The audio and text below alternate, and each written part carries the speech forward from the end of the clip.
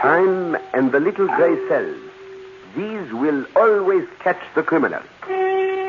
Agatha Christie's Poirot.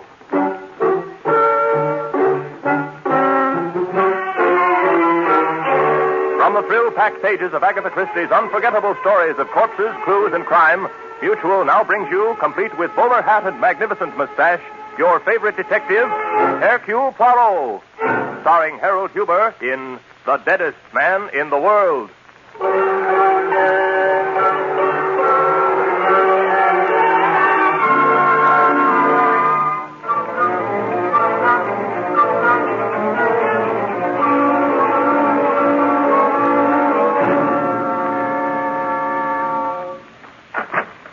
Mr. Poirot. Oh, thank heaven you're in. I was afraid that...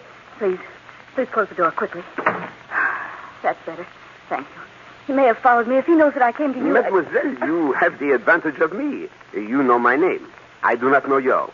But no matter. You seem to be in trouble. I have found that a cup of tea is... Oh, no, I mustn't stay. We haven't time. Mademoiselle... Shepherd. Mademoiselle Shepherd, what you have said is intriguing, but confusing. If you want my help... I'm sorry. I haven't made anything clear, have I? You see, Derek killed my dog. Mademoiselle, are you asking me to investigate the death of a dog? Oh, no, you don't understand. I know I'm telling this badly, but... Perhaps it is my fault, Mademoiselle, for being impatient and hastening to conclusions, eh? You see, I live at Manhattan. You've probably never heard of it. A small suburb of New York, about 37 minutes by train from the Long Island station. Oh, you know it then? No, a small hobby of mine. I read timetables. Oh. Well, I live there with my Uncle James. Pardon, Mademoiselle, but if my memory does not betray me, James Shepherd is a famous name. Is he not called... The luckiest man in the world. Yes, that's Uncle James. I have often asked myself if the newspapers were not wrong to call him lucky. I myself would have them change it to the shrewdest man in the world. What makes you say that? A simple deduction. Any man who wins the grand prize in the Dublin sweepstakes 40 years ago takes all his winnings and boldly breaks the bank at Monte Carlo, and then, Mademoiselle, has never gambled since. There is a man who makes good use of his little gray cells. I suppose some people might look at it that way, but others say that Uncle James is tight. Well, no matter. Was it your uncle who sent you to see me? Is he also concerned about the death of this dog? Oh, no. Uncle James mustn't know anything about this. He's very ill, his heart. If he found out what was hanging over me, I'm afraid it would kill him. I see. Everything was all right until about a year ago. Uncle James was raising his roses, and we were all very happy. And then Derek Redfield took the house next to ours. He was young and attractive. And you are also young and attractive, and so you fell in love. Yeah, that is only natural, Mademoiselle. Yes, but what happened next isn't. Derek is... Oh, he's charming, Mr. Poirot, but he was insanely jealous. I noticed it before we became engaged, but he was just difficult then. After we became engaged, well, it was impossible. And so you broke the engagement and returned his ring. How did you know? Mademoiselle, that is obvious. You tell me you are in difficulty. You tell me you were engaged. And yet I see no ring on your hand. Voila, you have given it back. You're right, but that's what started all this. Derek is going to kill me. Oh, come now, Mademoiselle, you are not serious. I was never more serious in my life. Mademoiselle, if we were to suspect every young man who threatened to kill his loved one when the affairs of the heart went badly, poof, half the population would be in jail. And what about the dog? What about Taffy? He said he'd kill Taffy, and he did. But, Mademoiselle, what makes you so certain your dog was killed? This. I knew you wouldn't believe me, so I brought it along. This is the meat, part of it, that poor Taffy found in the garden last night. He ate it and died. It's horrible. Just smell it, Mr. Poirot. Yes, it is unmistakably poison. I confess this puts a different aspect on the affair. Then you will come down to Manhattan and help me. No, mademoiselle? But why not? Surely you believe me. He told me he'd kill Taffy as a warning. He knew I loved Taffy with all my heart, and he poisoned him. I'm frightened, Mr. Poirot. You must protect me. Mademoiselle, I am not a guard for the body. Oh, but you must, I tell you, you must. Could you not go away for a little while? It's no use. He'd follow me. Anyway, I can't leave Uncle James. Oh, Mr. Poirot. Have you spoken to the police about this? No, they wouldn't help me. I was depending on you. I thought you'd do something. Seems funny that somebody can be killed. Somebody can know she's going to be killed. Nobody will help her. Doesn't that seem funny to you, Mr. Poirot? Excuse me, mademoiselle. I had to do that. Hysteria is not only unpleasant, but it also accomplishes nothing. I'm sorry. Would you mind raising the shade?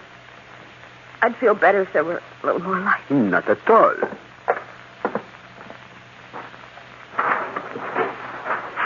Voilà. Better? Much, thank you. Perhaps a cigarette. I myself find they have a singularly soothing... Pardon.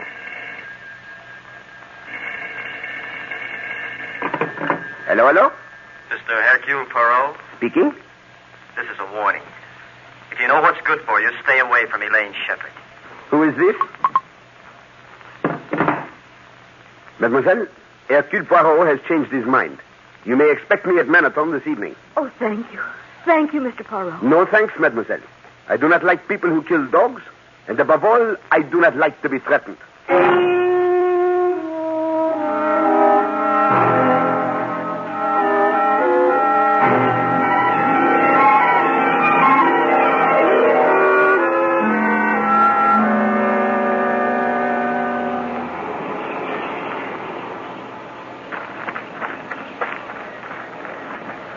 Derek?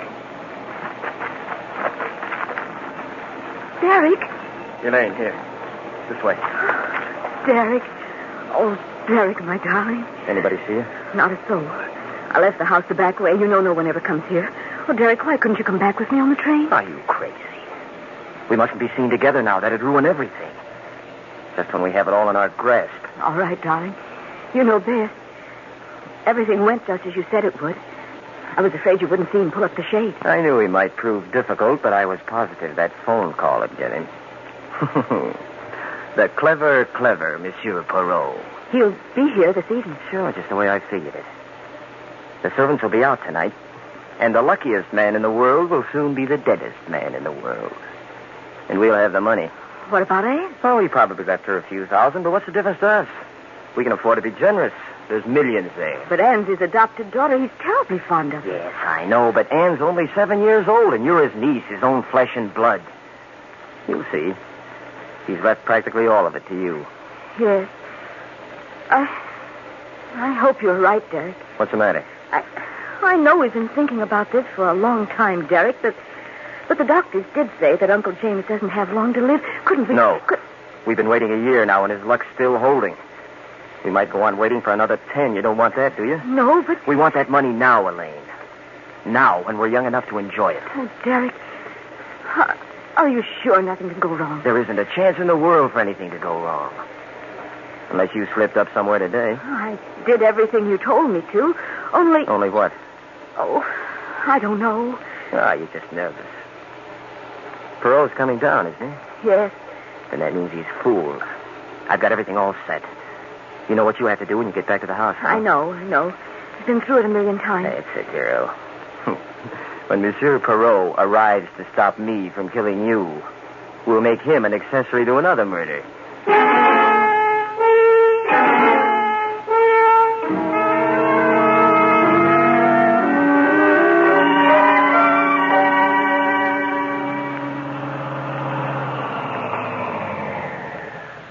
Here you are, buddy. The Shepherd joint. 1,000 thanks. Okay, but if it's all the same to you, I'd rather have one tip. And that, too. Oh, Monsieur Poirot, come in. You don't know how glad I am to see you. Mademoiselle, it is a great pleasure to receive such a hearty welcome. There's a deep, dark plot behind my welcome. I suspected as much. Yes. You see, tonight is the servants' night out. I didn't want you to run away because you'd have to put up with my cooking. But, mademoiselle, that will be a pleasure, if I may help. You? Well, people who have had the pleasure of sampling the cooking artistry of such famous chefs as Escoffier, Oscar, and the immortal Monsieur de Gouy, these people, mademoiselle, say there is yet one greater chef. Who? 𝘾𝙗𝙧𝙞𝙯. Oh, then I'm doubly glad to have you. Oh, there's Uncle's phonograph. That means he's awake. Wouldn't you like to go upstairs and meet him? That is, if you don't mind climbing 3 flights. Oh, I should be delighted, but did you not tell me that it would upset him to know that I am in the house? Oh, don't worry about that. I'm going to tell a little white lie. Now, don't you be surprised at anything I might say. On that score, be at ease, mademoiselle. I have come to expect extraordinary things from you.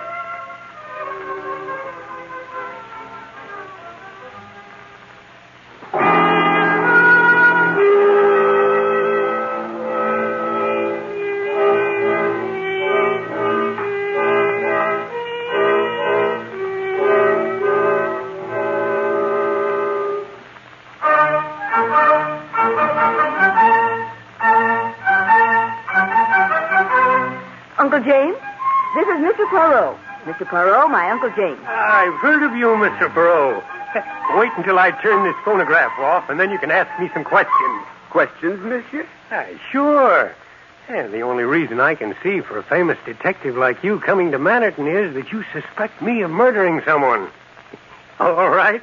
Fire away. No. I assure you, monsieur, my visit has no such purpose. And then you're here to find out how I broke the bank at Monte Carlo. You'd be surprised how many people want to know. Well, that of a surety I would love to know.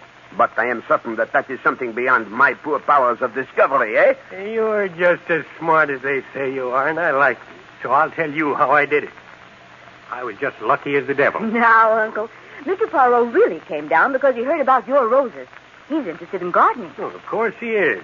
Any smart man would be. I tell you, Mr. Poirot, the roses are all right. Of course, not as fine as they used to be when I was able to get out and tend to them myself. And now my greatest pleasure is playing records on this phonograph. And a very fine machine. Mr. Poirot is also a good cook, or so he says. He's going to help me with the dinner. And so I am, mademoiselle. Now, what do we have? Well, there's a duckling. With a sauce bigarade. I insist on it. If you know how to make it. But of course. And some string beans. But I can take care of those. You just boil water and... No. It is a sacrilege. You must not destroy the flavor. They must be steamed gently, mademoiselle. And all right, you win. Come along and show me. I will indeed, mademoiselle. Directly after I have my bath, I will make a sauce bigarade that would make 𝘧𝗶𝗺𝗃 himself jealous.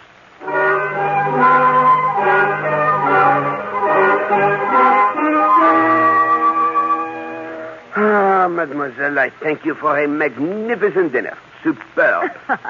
I'm glad you enjoyed it. And the sauce bigarade? A masterpiece. I have never prepared it better. I hope you didn't mind my asking Derek over after dinner. No, I did not mind, but I do not see what you hope to accomplish. I know it's probably silly, but if Derek sees that you're actually here, he'll realize that I'm serious and leave me alone. I shall not threaten him, mademoiselle. Threats are useless. No, there he is. Oh, no, don't bother. I'll let him in. Elaine, I got your message. I came right over. Does it mean you forget... Who's this? May I present Mr. 𝘾𝙗ℎ𝙗𝙗? This is Derek Redfield. Poirot? Well, if you did this to impress me, Elaine, you've certainly succeeded. I've heard of you, Mr. Poirot. And I of you, monsieur. Yes, I know. I can just imagine what Elaine's been telling you. You must think I'm a pretty bad sort of guy, but... you really got me in a spot, Elaine. How about a little drink to sort of help me out, huh? Would you like something, Mr. Poirot? Little sherry or port or something strong? Port will do excellently, mademoiselle. Then if you'll just press that button next to your chair, the maid will bring it. I'm too lazy to move. This one? Mm-hmm. I suppose Elaine has told you how I made a complete fool of myself and scared her half to death, Mr. Poirot. But I hope you can realize how it is when a fellow's in love. Mademoiselle, it has just occurred to me. There is no maid to bring the port unless she has already... Of course, I completely forgot how stupid of me. It's only a little after 9. Servants won't be back until 11. I'll get it. Hey, what did you ask me over for? To ignore me? I was hoping that maybe we could straighten everything out tonight. I'll tell you exactly why I called you when I come back. The danse macabre, eh? Monsieur Shepard seems to have a rather morbid taste in music. Look, Mr. Poirot, you can ask me any questions you like, but I've got to convince you that I don't mean any harm to Elaine. Tell me, monsieur, you did kill her dog? Well, yes, but... Here we are. I hope you'll find the port to your liking, Mr. Poirot. Elaine, I just admitted that I killed Taffy, but I only did it because I love you. You know, sometimes you want to hurt the person you love. Derek, I asked Mr. Poirot to come down here to show you that I'm serious. When I tell you I never want to have anything to do with you again. I can never forgive the way you've acted. And if you make any more threats, Mr. Poirot will know how to deal with it. But, Elaine, if you'll only listen... I have nothing more to say to you, Derek. Oh, Uncle's turned off the Victrola. What time is it, Mr. Poirot? It is 9:15, mademoiselle. I'd better run upstairs and see if Uncle wants anything. Good night, Derek. But, Elaine... I said good night. Mr. Poirot, I'm desperate. Maybe you can understand the way I feel.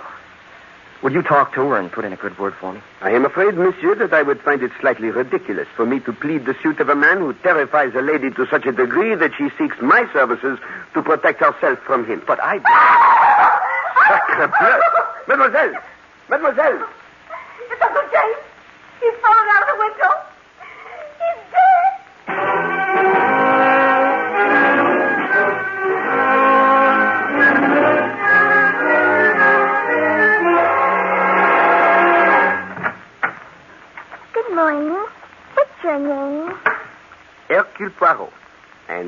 yours, my little one? Your name is funnier than mine. I'm Anne Shepherd. Ah, then you are the sister of Mademoiselle Elaine. Oh, no, Elaine's my cousin. Not really, because I'm adopted. Ah, yes, I see. Your father was... Do you think Daddy will be away long? He told me this morning that he went away. As to that, I could not say, but... How did your mustache get to grow so long? Daddy has a mustache, but not one like that. Ah, ma petite, very few men have. How long have you been living with your daddy? Oh, a long, long time. But you haven't told me whether your mustache is real. I assure you, my little one, it is real. Just like your hair. Oh, you have to brush your mustache then, like I have to with my hair? Oh, yes, indeed. One has to take care of a mustache, you know. Could you show me how you brush it now? I would like to, ma petite, but I have not the time. What is ma petite? It is French. It means my little one. When Daddy comes back, I think I'm going to learn French. You love your daddy, eh? I should say so. Are you going to live with us now? Perhaps for a little while. How long? I do not know. It depends, you see, my little one. Why? Is it because of the noise last night? Dis donc, do you like fairy tales? Oh, yes. Sometimes I tell them to myself. Go for a walk in the woods and I make them up. Oh, but how that is nice, eh? Perhaps you would tell me one sometime, eh? Oh, no, I'd rather have you tell me one. I like you. And I like you, my little one. Can you tell me the story about the Snow Queen? Oh, alas, that is a fairy tale I do not know. But I will tell you another one. Once upon a time, there was a great, big forest. And in this forest, there lived a very little girl. Now I've seen everything. Inspector Stevens, do you know Mademoiselle Anne Shepherd? Oh, hello, little girl. Hello. He was telling me a fairy tale. I heard him. But would you do me a favor and leave me alone with Mr. Poirot for a little while? All right. If he promises to finish the story. I promise. Bye. Don't forget your promise. No, Poirot. There doesn't seem to be any trouble about this one. No. The coroner, he has ascertained the cause of death? No question about that. He died from a fall out of his bedroom window onto those jagged rocks while you and Miss Shepherd and Mr. Redfield were down here in this room. Are you quite certain, my friend? You told me neither of them left the room. Well, Mademoiselle left to bring some wine, but she did not have sufficient time to run up 3 flights of stairs. And he was wearing a wristwatch which was pretty well smashed up. The hands had stopped at 9:15. There was a medicine bottle and a spoon on the floor near the window. Now, what I figure is that he must have felt sick, got up, tried to get the medicine, and he fell out of the French windows. Perhaps. Yeah. What do you mean, perhaps? Me, I have an idea it was no accident. You mean you... Yes, my friend. Murder. What? Murder? A particularly vicious and carefully planned murder. Do you know who did it? I think so. Well, what are we waiting for, Poirot? Let's get going. Gently, my friend, gently. I think it was murder. I even think I know how it was done. But alas, I could not prove it. The murderers would get clear away in a court of law. You mean you're going to let them get away with it? No, that I will most certainly not allow. But we must annoy them, Stevens. That's the first time I've ever heard of annoying murderers. I generally arrest them. I do not like murderers, my friend. And when we arrest these, we will make certain they are not set free. Ah, the little gray cells, Stevens. The little gray cells have found a way. What do you mean? Murder breeds murder, my friend. And a murderer always repeats. If he poisons once, he poisons again. If he stabs once, he stabs again. If there is an accident once, there is an accident again. What are you going to do about it? Me, I shall help to create an accident. I am going to telephone a lawyer.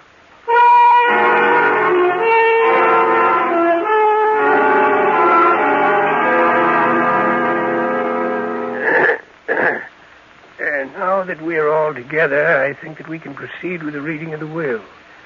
As the late Mr. Shepherd's attorney, I am the trustee of the estate. I, James B. Shepherd, being of sound mind and body, do him. I believe that we can skip all that. Here.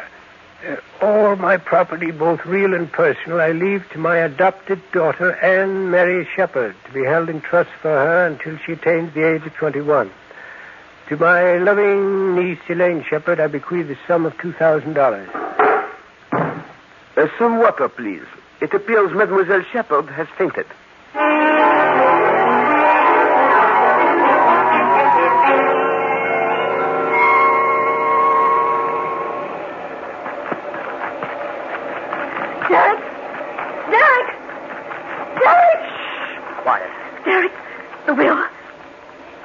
What about it? What happened? Will you stop shaking and tell me? Uncle James left everything. Left it all to Anne. What? All of it. I don't believe it. It's true. We were all there. McBride read it to us. But it's impossible. Didn't he even mention you? Yes. He left me $2,000. $2,000. That's good. That's very good. What are we going to do with $2,000? I don't know. Oh, Derek, it's all gone wrong. I knew it would. I knew it. I'm sorry we ever started. We never should have done it. Hey, wait a minute. I think I have an idea. Sure, that's the solution. It's easy. What? If you'd only stop and think, you'd see the way it has to be. Derek, I don't know what you're talking about. Who inherited the money, Elaine? Why, Anne... No. No, Derek. I say yes. Derek, you mustn't. Listen to me. Remember what you said about planning things? The people who didn't think things out made mistakes. Never mind that. I know what I'm doing. No, Derek, we planned something, thought it all out. Look what happened. Even if we do something to Anne, I still won't get the money. Don't be a fool. You have to get it. You're the only living relative. Now, listen, Elaine. Inspector Stevens has gone back to New York. We're perfectly safe. I won't help you do anything to Anne. What makes you so soft about Anne all of a sudden? A bride who doesn't even belong to your family. Where does she come in for anything? Oh, Derek, I'm frightened.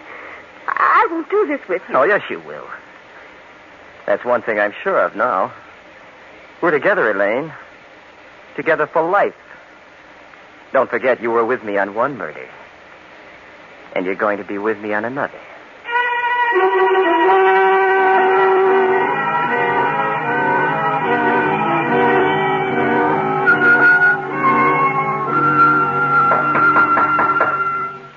Come in. Mademoiselle, I have come to say goodbye. My train leaves within 10 minutes. Oh, yes. This has been so dreadful. I hardly know what to say to you.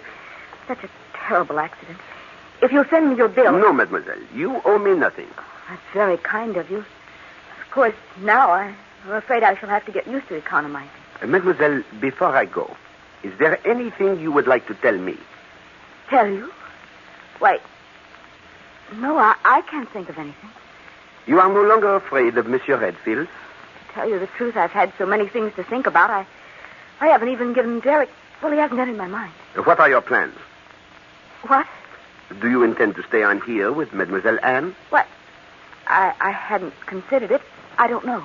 She is a very charming child. I spoke to her this morning and told her the truth about Monsieur Shepherd. She is very sad. I think you should see that she is helped. Oh, I intend to. I'll do everything in my power. I am sure you will, mademoiselle. Au revoir.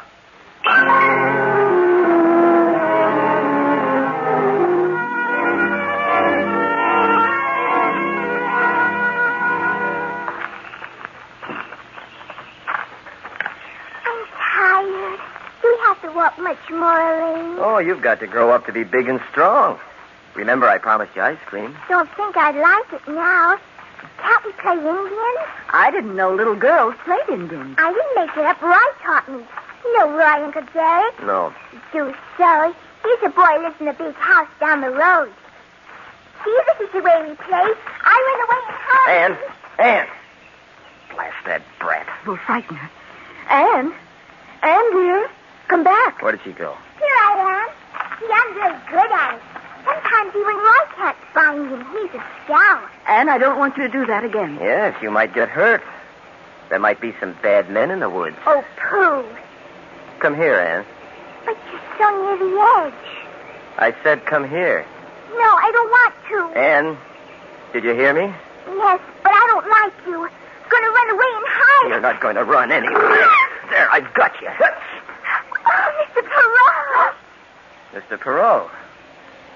So you didn't take the train? As you see. I am afraid that woods and flowers do not agree with me. I must have the fever of the hay. Cut it out. Pardon? That means stop trying to fool us. You're a little cleverer than I thought. A little?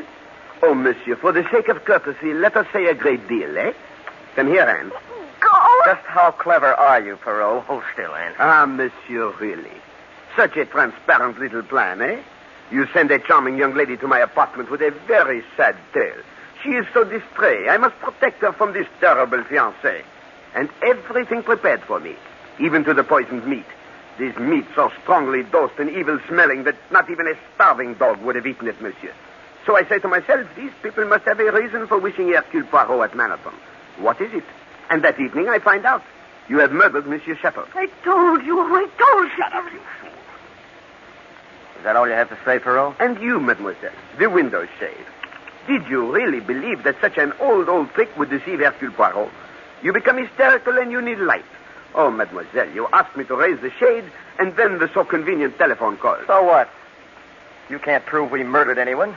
We were right there with you when Shepherd died. Ah, no, monsieur. Monsieur Shepherd did not die at 9:15.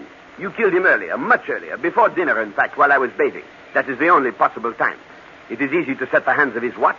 Then you came over and played your little comedy with me. Oh, you're crazy. You heard him playing his Victrola as well as we did. I heard the Victrola, monsieur. Then if he was dead, who started it? That, monsieur, is what makes me to burn. I started it myself, when Mademoiselle Elaine asked me to press the button for the servants.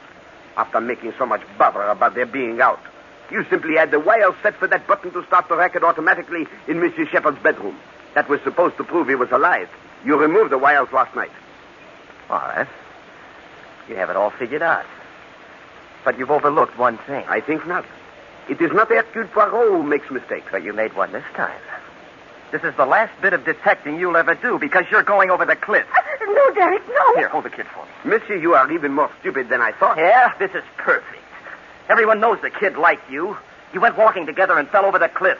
Those shoes of yours weren't made for the country. Another accident. I think not. Give me the chance, mademoiselle. This is it. All right, Inspector. I believe you've heard enough. There we are, Redfield. You haven't a chance. Oh, you little smart aleck. You'd never have proved a thing if the will hadn't left all that money to that brat. You couldn't have proved it. Precisely, monsieur. That is why I induced the lawyer to read a false will. The real one left everything to Mademoiselle Elaine.